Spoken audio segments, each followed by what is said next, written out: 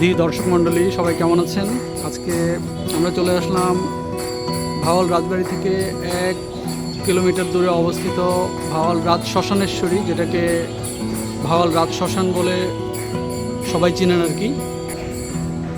এটা মূলত তৈরি করা হয়েছিল ভাওয়াল রাজার পরিবারের সদস্যদেরকে দাহ করার জন্য। মূলত এই শ্মশানটি তৈরি করা হয়েছিল। এটা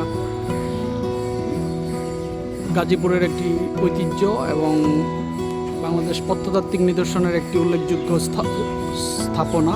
তো এখানে মূলত 9 মঠ বিশিষ্ট যে এটি দেখতে পাচ্ছেন মন্দিরটি, এটাই মূলত হচ্ছে রাজশ্মশানের মূল আকর্ষণ। এটার পাশাপাশি এখানে রয়েছে একটি শিব মন্দির, আর নতুন করে প্রতিষ্ঠিত করা হয়েছে আরও একটি মন্দির। এটা মূলত গাজীপুরের একটি ঐতিহ্য আর কি। এটাকে বর্তমানে ভাওয়াল রাজ শ্মশান মঠ মন্দির বলা হয় আর কি। 9 স্তম্ভ বিশিষ্ট 9 মঠ বিশিষ্ট যে মন্দিরটি, এটাকেই এর জন্যই মূলত এটা ভাওয়াল রাজ শ্মশান মঠ মন্দির। এটার নাম ছিল ভাওয়াল রাজ শ্মশানেশ্বরী, ওখান থেকে মূলত রাজ শ্মশান নামটা এসেছে আর কি।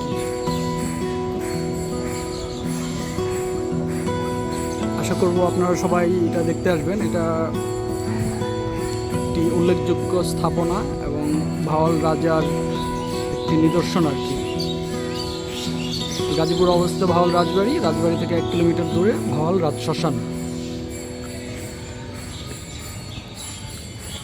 আজকের মতো বিদায় নিচ্ছি।